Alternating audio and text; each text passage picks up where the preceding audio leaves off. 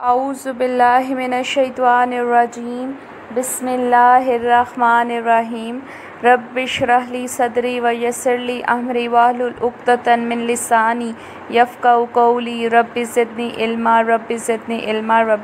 इल्मा। Date is 13 June 2020. Class 10th Lecture 4 Chapter number 1 Topic Journal Ziaul Haq Era, page 11 to 13. SLOs you can see in this screen. So topic is Journal Ziaul Haq का दौर 1977 to 1988. General Ziaul हक era. आपको पहले मैंने बताया था कि peoples party जो जुल्फ़िकार अली भुट्टो ने 1971 टू 1977 तक उन्होंने हुकूमत की।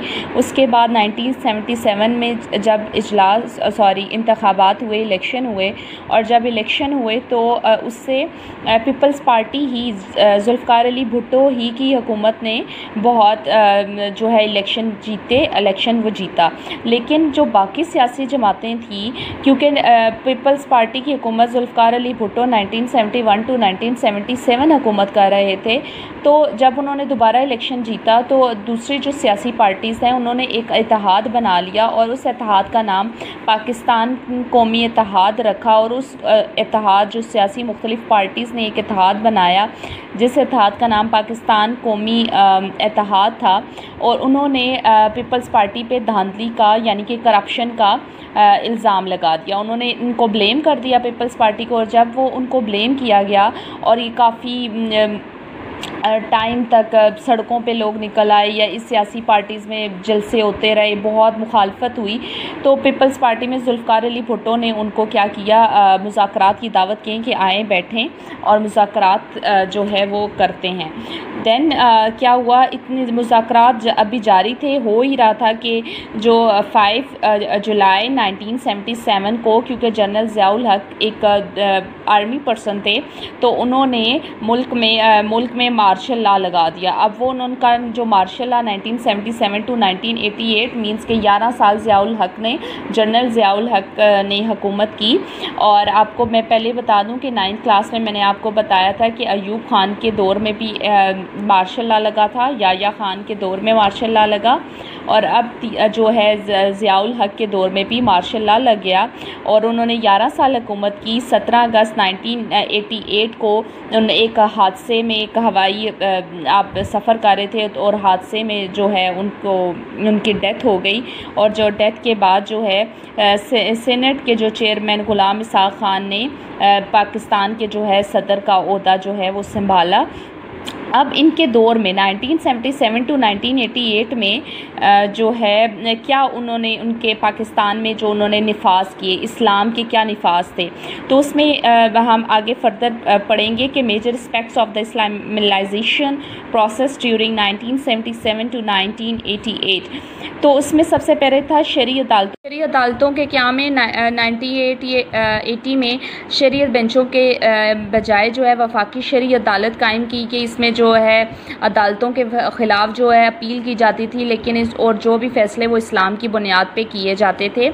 शरई हदूद का निफाज, जो शरई हदूद का निफाज उसमें क्या आता है कि 1979 में जो है एक ऑर्डिनेंस पास किया गया जिसमें जो लोग चोरी, शराब नोशी, ज़िना और दूसरे काम करते थे उन्हें इस्लाम की बुनियाद पे सज़ाएँ दी जाती थी। जैसे चोरी की तो हाथ काट दिया जाता था, तो इस्लामी निफाज के मुताबिक उन्हें सज़ाएँ दी जाती थी। ज़कात व शेर का निज़ाम, इसमें हर साल बैंकों में जो जमा किए जिन लोगों के अमाउंट में को 1 साल हो जाता था, तो यकम रमज़ान को ही उनकी 2.5% जो है वो उन पे जो उनके अमाउंट पे 2.5% जो है वो यकम रमज़ान को ही ज़कात काट ली जाती थी और मुख्तलिफ़ कौंसलों के ज़रिए गरीब लोगों को दे दी जाती थी।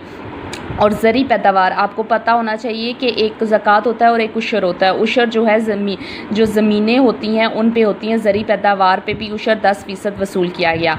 सूद का ख़ात्मा बताया गया कि 1 जनवरी 1981 में जनरल ज़ियाउल हक के दौर में सूद का ख़ात्मा जो है वो किया गया, और नफ़ा और नुकसान की बुनियाद पर जो खाते खोले गए वो 1984 में तमाम स्विंग अकाउंट्स को PCL खातों में तब्दील कर दिया गया, यानी कि उनको मतलब डिफरेंट जो है वो उनको शिफ्ट कर दिया गया बिज़नेस में, और सूद का ख़ात्मा। और इस्लामियात और मुताला पाकिस्तान की जो तालीम थी वो BA तक जो है वो लाजमी करार दी गई। हर बच्चा BA तक इस्लामियात compulsory and Pakistan studies compulsory पड़ेगा। नमाज का एहतराम इवन दो कि स्कूलों कॉलेजों सरकारी दफातर हर जगह जो है ज़ोहर की नमाज का एहतमाम जो है वो लाजमी हर जगह किया जाएगा। बच्चों को स्कूल है तो वो बच्चों को पढ़ाई जाएगी, कोई दफ्तर है तो वहाँ पे नमाज का एहतमाम किया जाएगा।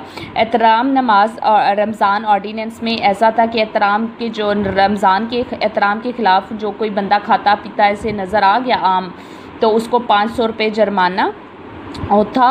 और इस क्योंकि ये जो है वो एक रमज़ान के एहतराम के ख़िलाफ़ था। नेक्स्ट है दीनी मदारिस।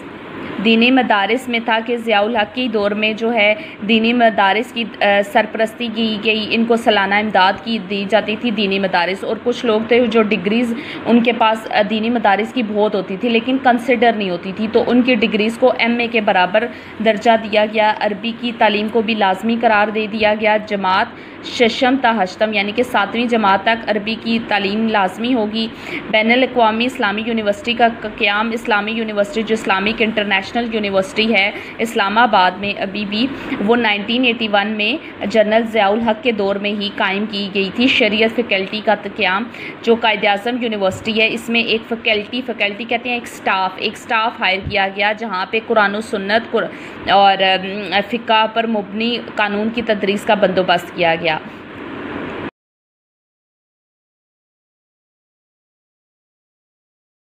So your diary is this topic is very important. मैंने आपसे पहले डिस्कस किया था कि ये चैप्टर मोस्ट इम्पॉर्टेंट चैप्टर है, और ये टॉपिक जो है जो अभी हमने पढ़ा है मेजर एस्पेक्ट ऑफ इस्लामिलाइजेशन प्रोसेस, ये जो है टॉपिक भी कहीं दफ़ा बोर्ड में आ चुका है। तो what you have to do, आपने इस टॉपिक को थॉरली स्टडी करना है, इसकी फर्दर हेडिंग्स बनानी है, बुक पे ही हेडिंग्स बनानी है और इसको याद करना है। सुब्हानकल्लाहुम्मा व बिहम्दिका अशहदु अल्ला इलाहा इल्ला अंता अस्तगफिरुका व अतूबु इलैक।